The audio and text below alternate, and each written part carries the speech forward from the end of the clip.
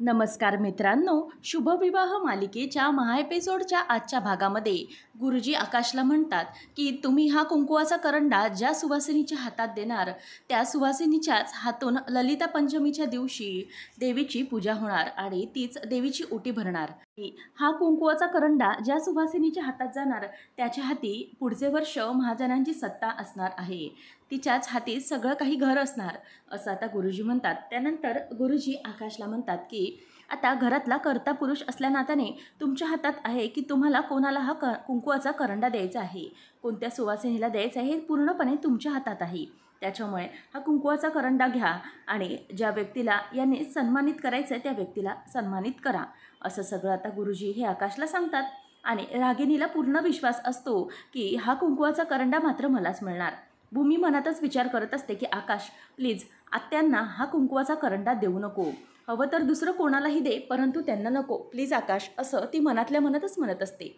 नंतर आकाश हा भूमीकडे बाजूला उभी असतो, तिच्याकडे येतो. नंतर सगळेजण आकाशकडे नजर लावून असतात. पौर्णिमाला वाटत असतं की हा कुंकुवाचा करंडा मला मिळावा म्हणून ती मुद्दामच आकाशकडे हसत बघत असते. परंतु आकाश हा भूमीकडे वळतो आणि भूमीला म्हणतो की भूमी, खरं तर माझी खरंच खूप मोठी इच्छा आहे की हा कुंकुवाचा करंडा मी तुलाच देऊ. हा कुंकुवाचा करंडा तुलाच दिला पाहिजे. घरची लक्ष्मी या नात्याने हा कुंकुवाचा करंडा तुलाच देण्याची तीव्र इच्छा आहे माझी. असं म्हटल्यावर आता सगळेजण भूमीकडे बघत असतात.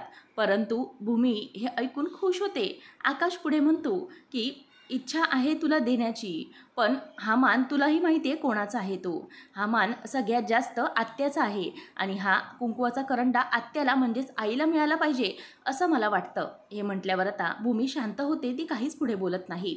आणि आकाशच्या या वागण्याने आता मानसीलाही धक्का बसलेला असतो. मात्र अभिजित, अथर्व सगळेजण खुश असतात. आजीलाही बरं वाटलेलं असतं. नंतर आकाश म्हणतो की भूमी, तुला काही प्रॉब्लेम नाही ना? हा कुंकुवाचा करंडा आणि हा मान केवळ आत्याचा आहे, तुलाही माहिती आहे. कारण जर आत्याने त्या दिवशी माझा जीव वाचवला नसता तर आज मी इथे तुमच्यात नसतो. त्यावेळी तिने मला नवीन जीव दिला आहे आणि आई म्हणून नवीन जीवन दान दिलं आहे. म्हणूनच या कुंकुवाच्या करंडावर आणि या घरावर महाजनांच्या सत्तेवर केवळ आईचाच अधिकार आहे असं आकाश तिला बोलतो. आणि त्यानंतर मग आता भूमीही त्याला काहीच बोलत नाही. आकाश आता भूमीकडे बघतो, मात्र भूमी त्याला कुठल्याही प्रकारचे कुठलेही रागीट लूक देत नाही. नंतर आता आकाश गुरुजींना म्हणतो की गुरुजी, या सगळ्या कुंकुवाच्या करंडाच्या आणि महाजनांच्या सत्तेचं मान मी माझ्या आईला देऊ इच्छित आहे, म्हणजेच माझ्या आत्याला. तेव्हा मग हा कुंकुवाचा करंडा मी कुठे ठेवू? तेव्हा ते म्हणतात की उद्या तुम्हाला हा द्यायचा आहे. मग सध्या तुम्ही पूजेच्याच सामानामध्ये तो ठेवा आणि मग उद्याच्या दिवशी तो कुंकुवाचा करंडा तुम्ही त्यांना देऊ शकता. असं म्हटल्यावर आता इथे गुरुजी त्याला योग्य ते सल्ला देतात आणि नंतर म्हणतात की ठीक आहे, उद्या तुम्ही हा तुमचा जो काही रीतसर प्रोग्राम आहे तो करू शकता आणि जो कुंकुवाचा करंडा दिला आहे त्याच्यानंतरच ललिता पंचमीच्या दिवशी त्यांच्याकडून तुम्ही ओटी भरून घेऊ शकता. त्याच वेळेला आता इथे हे ऐकल्यानंतर आत्या खूपच खुश झालेली असते. आकाश म्हणतो की आत्या, या घरातला तर मान मी तुला मिळवून दिलेला आहे आणि हा झाला उद्याचा प्रश्न, परंतु आज मला काल घडलेल्या सगळ्या गोष्टी या नीट करायच्या आहे. ऑफिसमधला सन्मान तुला परत मिळवून द्यायचा आहे. हे भूमी ऐकत असताना तिला खूप राग येत असतो. आकाश म्हणतो की आत्या, काल ऑफिसमध्ये जे काही झालं आहे ना ते अत्यंत चुकीचं झालं आहे आणि ते मला आता चूक सुधारायची आहे. म्हणूनच आता आपण सुरुवातीला ऑफिसमध्ये जाऊया, नंतरच पुढच्या गोष्टी बघूया. तेव्हा आकाश म्हणतो की गुरुजी तुम्ही प्लीज बसा. आणि ती मानसीला तो सांगतो की गुरुजींच्या जरा चहा पाण्याचं बघ आणि मग मानसी आतमध्ये निघून जाते. तेव्हा रागिनी मुद्दामच भूमीकडे बघत असते आणि हे सगळं तिच्या हातात आहे हे दाखवून देण्याचा ती प्रयत्न करत असते आणि मुद्दामच भूमी जसं आतमध्ये तोंडामध्ये जीभ घोळवते तसं ती करून दाखवते. आता सगळेजण ऑफिसमध्ये जातात आणि आकाश सगळ्या स्टाफला लाईनमध्ये उभा करतो आणि म्हणतो की वॉचमन, तुला माहीत नाही का या कोण आहेत? सांग मला या कोण आहेत? तेव्हा मग तो म्हणतो की रागिनी पटवर्धन मॅडम आहेत. तो म्हणतो की तिचं माझ्याशी काय नातं आहे? तेव्हा वॉचमन म्हणतो की आत्या आहेत तुमच्या. तेव्हा तो म्हणतो की नाही, चूक, आत्या नाही आहे ती माझी, आईच्या जागी मानतो मी तुला, हे माहिती आहे ना तुला, पण तरीही तू तिला काल गेट पास बनवायला सांगितलास. का केलंस हे सगळं तू?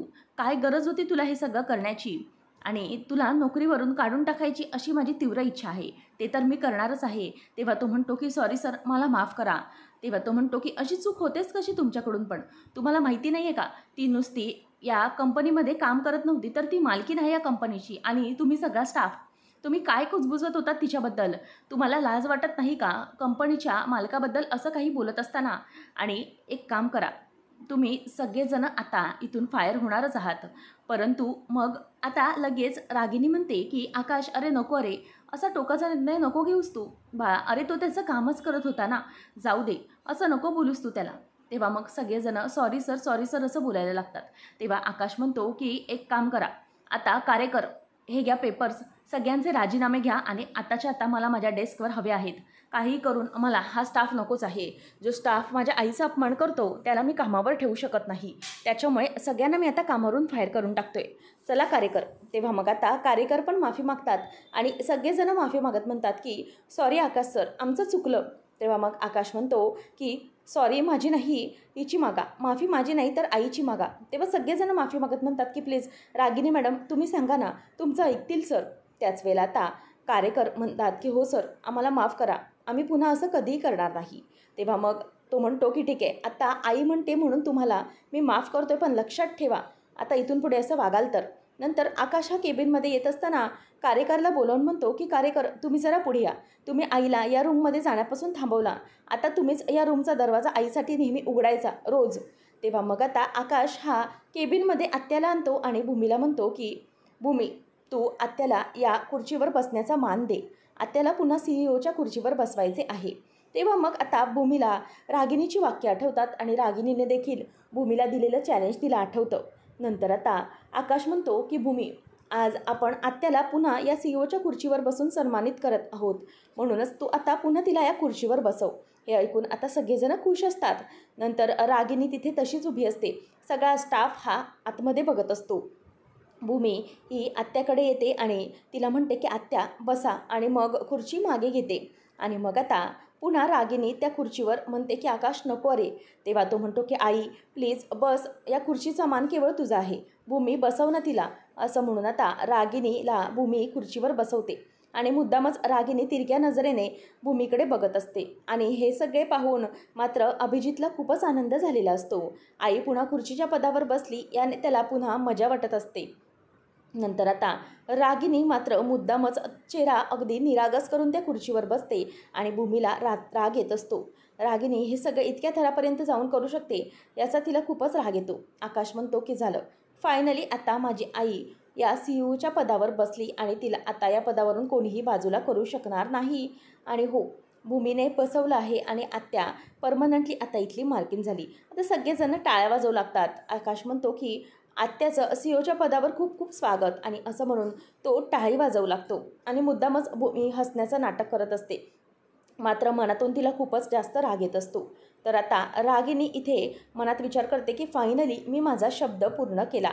तर अभिजित आता दोघींचेही फोटो काढतो आणि भूमीचा हात मुद्दामच रागिनी धरते आणि तिच्याबरोबर फोटो काढते. आणि या सगळ्यानंतर आता घरी आल्यावर देवघरामध्ये भूमी देवाजवळ दिवा लावत असते आणि घटाची पूजा करत असते. तेवढ्यातच आता ती बाजूला जाणार तितक्यात मागून आता रागिनी येते. रागिनी तिला आवाज देत म्हणते की भूम, आणि तिला मुद्दामच ती घाबरवते. आणि त्याच वेळेला भूमी पटकन मागे बघते आणि घाबरते. तेव्हा रागिनी म्हणते की वा, खरंच आत्ता मला खरं दिवस सार्थकी लागल्यासारखा झाला आहे माझा. आत्ता मला खरं आनंद झाला आहे खरं, कारण आज मी तुझा हा असा भेदरलेला चेहरा बघितला. तुझा हा असा भेदरलेला चेहरा बघण्याची ना मला खरंच खूप आवड आहे. आणि काय, बाथरूममधले टिश्यू संपले असतील ना, डोळे पुसून पुसून आज स्वतःच्या हाताने मला खुर्चीवर जे बसवलं आहे सीईओच्या.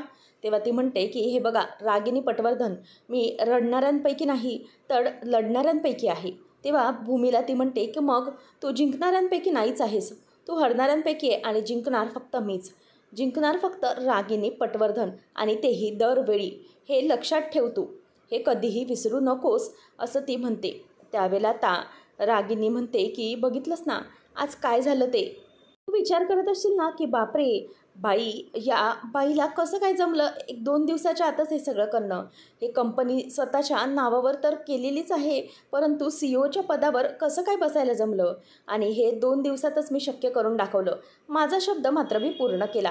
आता तुला कल्पना करायची वाटत असेल की हे सगळं कसं झालं आणि रागिनी हे कसं काय शक्य करू शकली, तर ऐक, रागिनी काहीही शक्य करू शकते. मी फक्त एकच गोष्ट केली, आणि त्यामुळे सगळ्या गोष्टी माझ्या हातामध्ये आल्या, या रागिणीच्या हातामध्ये आल्या.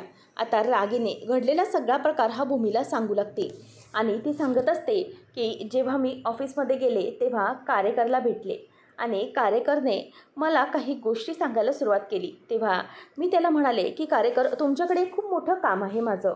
जर शक्य झालं तर तुम्हाला मी प्रमोशन देते आणि डबल इन्क्रीमेंट देते आणि म्हणूनच त्याच्यावर आणखी एक एन्व्हलप देते ज्यात पैसे असतात. कार्यकर म्हणतो की मॅम, इतके मोठे पैसे? तेव्हा तू म्हणते की हो, कामही तसंच आहे ना. आता मला सांगा, आपल्या ऑफिसमध्ये तुम्ही खूप जुने स्टाफ आहात आणि तुम्ही खूप विश्वासू देखील आहात, बरोबर ना? म्हणूनच तुमचं कर्तृत्व मी भरपूर दिवसांपासून ओळखून होते. कधीतरी माझ्या कामी येईल असा विश्वास होता, आता कामी येत आहात. म्हणूनच मी तुम्हाला हे सगळं देऊ केलं आहे. त्याच्यावर सही बाकी आहे. प्रमोशन लेटरवरती मी आकाशकडून करून घेतेच, परंतु तुमचा जो स्टाफ आहे, वॉचमन म्हणा किंवा बाकीचा, तो हाताला घ्या आणि तुम्हाला फक्त एकच करायचे, माझा अपमान करायचा आहे, असं सगळं ती सांगते. आणि मग कार्यकरने देखील ऐकलेलं असतं. तेव्हा रागिनी म्हणते की बघितलं, या रागिनीने काय करून दाखवलं, ते सगळा वचपा हा काढून दाखवला आणि सगळ्यांसमोर असं आकाशला भासवलं की माझा अपमान झाला आहे. पण माझा अपमान झालाच नाही आणि मी या खेळाची राणी झाली. तू सून आहेस ना गं या घरातली, मग सुनेसारखी राहा ना. कशाला या घरची राणी होण्याचा प्रयत्न करतेस? या घराची आणि महाजन घराण्याची राणी एकच आहे, रागिनी पटवर्धन, आणि सगळी सत्ता ही तिच्याच हातात असायला हवी कायम. आणि बघ, आताही पुढे तेच होणार. सगळी संपत्ती ही माझ्या नावावर होणार. मग काय, सगळं माझ्या नावावर एकदा की झालं की मग काय, तुला हा बाहेरचा रस्ता. नंतर रागिनी ही देवीजवळ जाते आणि म्हणते की आई अंबाबाई, उद्या जो काही कुंकवाचा करंडा आहे तो माझ्याच हाती लागू दे गं बाई, आणि तुझी पूजा करण्याचा मान हा मलाच लाभू दे. योगेश्वरी आईचा उदो उदो, असं म्हणत ती आता देवीकडे हात जोडत असते आणि मुद्दामच तिरक्या नजरेने भूमीकडे बघत असते आणि या सगळ्यामुळे भूमीला खूपच चिडत असते. तेव्हा रागिनी मात्र पुन्हा भूमीकडे येते आणि तिला म्हणते की झालं, तुझा स्वतःचा इन्सल्ट झाला असेल तर एक गोष्ट सांगते, जोवर आकाश नावाचा प्याद हे छातीचा कोट करून मला वाचवण्यासाठी सज्ज आहे ना, तोपर्यंत माझं कोणीही काहीही वाकडं करू शकत नाही. जोपर्यंत तो आहे तोपर्यंत मला कोणीच काही करू शकत नाही, लक्षात ठेव. अगं, त्याने आई म्हटलंय मला आणि काही झालं तरीही तो मला कधीही मागे हटू देणार नाही. तरी ते भूमी रूममध्ये आलेली असते आणि आकाशचं त्याच दिवसांबद्दल बोलणं सुरू असतं. आकाश म्हणत असतो की भूमी, खरंच आजचा दिवस ना माझ्यासाठी खूप आनंदाचा आहे, खूप मोठा आहे. खरं तर आजचा दिवस हा आईला मी सन्मानित केल्यामुळे मला विश्वासात राहणार आहे आणि आज तिला पुन्हा मी CEO पदाचा मान दिला. काल जे काही झालं आहे त्याची उणीव आज भरून काढल्यासारखी वाटते. भूमी मात्र तिच्याशी काहीच बोलत नाही. आकाश म्हणतो की भूमी, काय झालं आहे, तू काही का बोलत नाही आहेस? तेव्हा मग भूमी म्हणते की काय बोलू मी आकाश, तुला सांग ना काय बोलू. आपलं ठरलं होतं त्याप्रमाणे तू करतच नाही आहे, तू तुझे डिसिजन एकटाच बदलतो आहेस. आपलं काय ठरलं होतं की आत्याला ऑफिसमध्ये जाऊ द्यायचे नाही, परंतु तू आज काय केलंस, पुन्हा आत्याला त्या खुर्चीवर बसवलंस. आत्याला जाऊ द्यायचं नाही यामागेही कारण होतं ना, ते म्हणजे त्यांची तब्येत. परंतु तू काहीच ऐकलं नाहीस, तू फक्त स्वतःचा निर्णय घेऊन मोकळा झालास. तेव्हा मग आकाश म्हणतो की अगं, तुला माहिती आहे ना काल काय झालं, त्याबद्दल फक्त मी तिला बरं वाटावं म्हणून मी हे सगळं केलं. तेव्हा मग भूमी म्हणते की तिला बरं वाटण्यासाठी तू हे सगळं का केलंस? खरं तर तिची तब्येत जास्त महत्त्वाची आहे ना, मग तू हे सगळं करायला नको हवं होतं. तू शब्द फिरवलास, असंच झालं. सगळ्या स्टाफसमोर जर तू त्याला बोलला असतास किंवा समज दिली असतीस तर तोपर्यंत ठीक होतं ना, पण तू त्यांना खुर्चीवर बसवण्याची काय गरज होती? सगळ्या स्टाफसमोर हे सगळं करण्याची काहीच गरज नव्हती. आता सगळीकडे हेच झालं आहे की तू तुझा शब्द फिरवतो. तेव्हा आकाश वैतागून म्हणतो की काय, मी माझा शब्द फिरवतो असं म्हणायचं आहे तुला? तेव्हा भूमी म्हणते की मी असं कुठे म्हणाली, पण हे पण आहे ना की तू दिलेला शब्द फिरवतोस आणि मोडून टाकतोस. याचा अर्थ असाच झाला, आपलं ठरलेलं असतानाही तू आत्याला ऑफिसमध्ये पुन्हा जॉईन व्हायला दिलंस. हे मला अजिबात आवडलेलं नाही. त्यांच्या तब्येतीसाठी डॉक्टरांनी नाही सांगितलं तरी तू ते ऐकला नाहीस आणि आत्ता पुन्हा असं वागत आहेस. तेव्हा मग भूमीचा ही चिडचिड पाहून आकाश म्हणतो की भूमी, काय आहे सगळं? आपण या विषयावर ना मला वाटतं की बोलायलाच नको. तुला असं वाटतं की मी शब्द फिरवतो तर ठीक आहे, मग आपण या विषयावर बोलायलाच नको ना. तेव्हा मग भूमी म्हणते की ठीक आहे ना, मग नको बोलूया, मी कुठे म्हणाली आहे बोल म्हणून. आणि त्यानंतर मग आकाश माघारी फिरतो आणि भूमी पुन्हा तिचं काम करायला सुरुवात करते.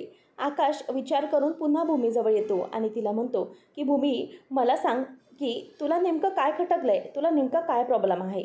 आत्या ऑफिसमध्ये आली या गोष्टीपासून प्रॉब्लेम आहे की बाकी कुठली गोष्ट आहे जी तुला खटकते आहे?